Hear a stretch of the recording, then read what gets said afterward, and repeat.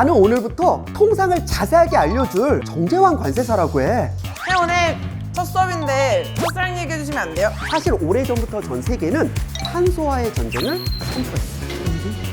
특히 국내업계에 미칠 영향을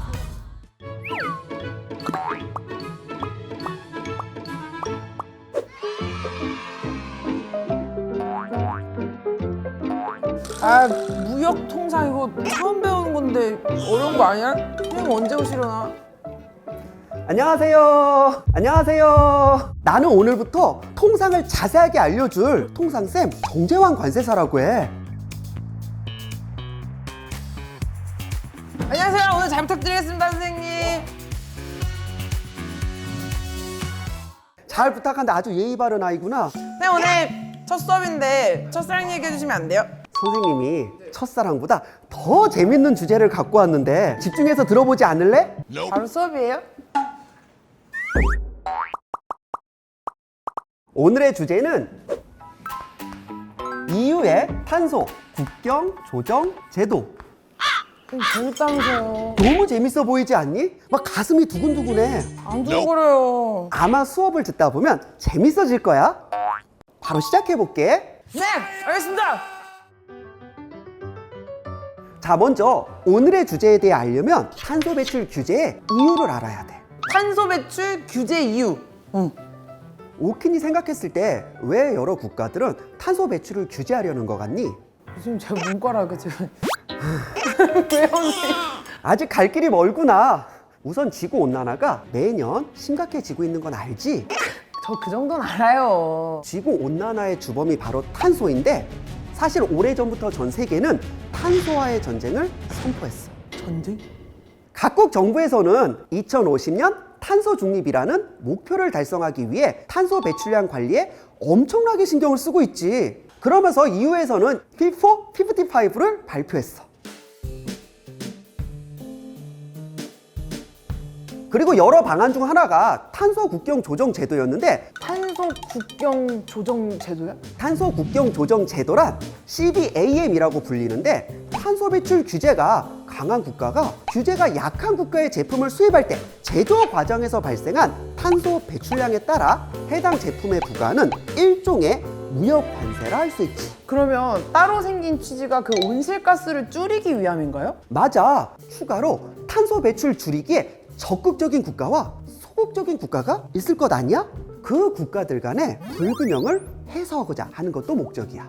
그럼 그 불균형은 어떤 불균형을 의미하는 거예요? 사실 국가 간의 불균형이 탄소 국경 조정 제도 탄생에 가장 영향을 끼쳤던 부분인데, EU의 기업들은 이미 자국 내에서 제품을 생산할 때 ETS라고 해서 기업이 탄소를 배출하기 위해서는 돈을 내고 배출권을 구매해야 되거든. 근데 이렇게 구매를 하다 보면 추가 비용이 발생할 거고, 그렇게 되면 다른 나라 기업에 비해 경쟁력에 있어서 손해를 볼 수밖에 없어. 그럴 수밖에 없겠죠. 그럼 보자. EU 국가들은 탄소를 줄이기 위해 이렇게 쓰잖아. EU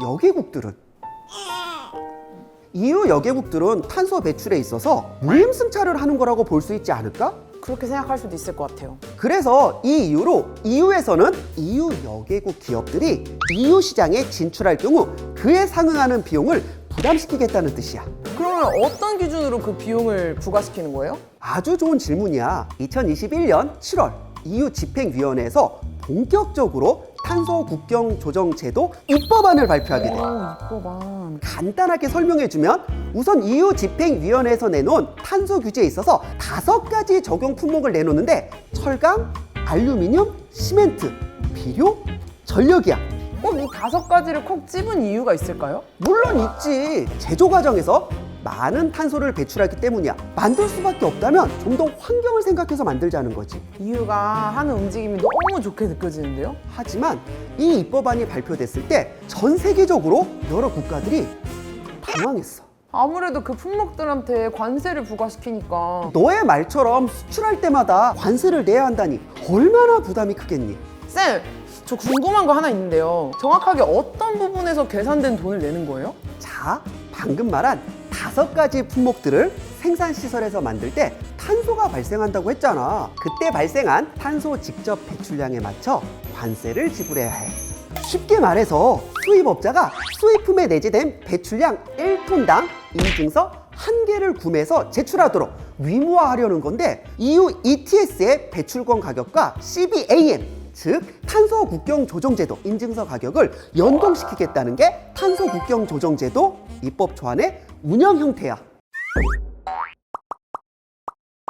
2021년 7월 초안이 발표되고 EU의 일반 입법 절차에 따라 EU 의회와 이사회 간 합의를 거치게 돼.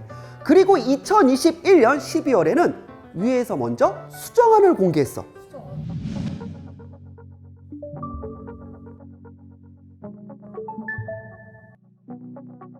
이 수정안은 공식적인 위회와 이사회의 합의 출발점이라고 볼 수 있어. 수정된 게 많이 바뀌었나요? 맞아. EU 집행위가 최초 제시했던 안과 많은 부분에서 차이를 보여. 적용 품목과 배출 범위, 적용이 확대되었고 도입 시기도 달라졌어. 지금부터 하나씩 구체적으로 어떻게 바뀌었는지 설명해 줄게. 집중 집중 집중. 내가 아까 EU 집행위에서 5가지 품목이 있다고 했는데 기억나니? 철강, 알루미늄, 시멘트, 비료 전력. 좋아. 수정안은 그 5가지를 포함해서 품목이 추가돼서 혹시 짐작 가는 게 있어? 플라스틱. 오, 정답이야. 플라스틱을 포함해서 유기화학품, 수소, 암모니아가 추가되었어. 그럼 9개? 맞아. 그리고 이 규제를 도입하는 시기를 확 앞당겼어. 1년이나 앞당겼네요. 맞아. 근데 수정된 부분이 더 있어. 바로 CBAM이 적용되는 탄소 배출 범위를 직접 배출하는 것에서 간접 배출까지 포함해버렸어. 그럼 훨씬 규제 범위가 넓어졌겠네요. 그치? 쌤, 이게 실현 가능한 거예요? 전 진짜 가늠이 되질 않아가지고. 오키니처럼 이 수정안을 우려하는 시선도 분명히 존재해. 수정안에 대해 비현실적이다, EU 산업 경쟁력이 악화할지도 모른다는 등의 부정적인 의견도 있지. 하지만 EU에서는 가능하다고 주장하고 있고 기후변화 목표를 위해 빠르게 움직일 필요가 있다는 의견을 내세우고 있어. 환경을 생각한다면 빠르게 하는 게 좋을 것 같기도 하면서도 준비가 되어 있지 않는 상태에서 시작하는 게 맞는 걸까 싶기도 하고. 맞아. 특히 국내 업계에 미칠 영향을 생각해보면 더더욱 쉽지 않은 발표를 할 수 있어.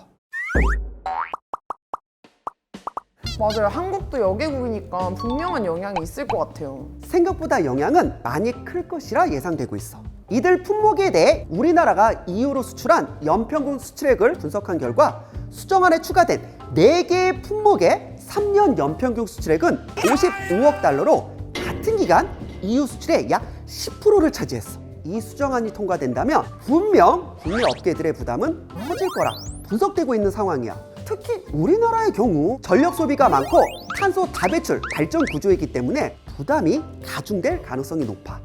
어떡해요? 근데 우리나라가 여개국이지만 현재 EU와 유사한 ETS, 즉 배출권 거래 제도를 운영하고 있어. 세계적으로 국가 단위에서 명시된 탄소 가격 제도를 운영하는 EU 여개국은 13개인데 이 중 탄소 가격제가 아닌 ETS를 운영하는 국가는 우리나라를 포함해 뉴질랜드, 캐나다, 카자흐스탄밖에 없거든. 그래서 이미 ETS가 도입된 한국산 품목의 부담액은 다른 국가에 비해 상대적으로 줄 수 있을지 몰라. 그렇군요. 쌤, 저 질문 하나 드려도 되나요? 물론이지. 어떤 게 궁금하니? 지금까지 설명해주신 이 탄소 국경 조정 제도 언제부터 시행이 되는 건가요? 위의 수정안은 6월 본회의 의결을 통해 위회의 최종안이 확정될 예정이야. 저도 앞으로 진짜 관심 있게 살펴보려고요. 이렇게 선생님 수업 들으니까 관심이 확 가져지는데요? 그렇게 말해주니 뿌듯하구나. 오늘 수업은 우선 여기까지고 다음번에 보자. 네. 안녕. 안녕하세요.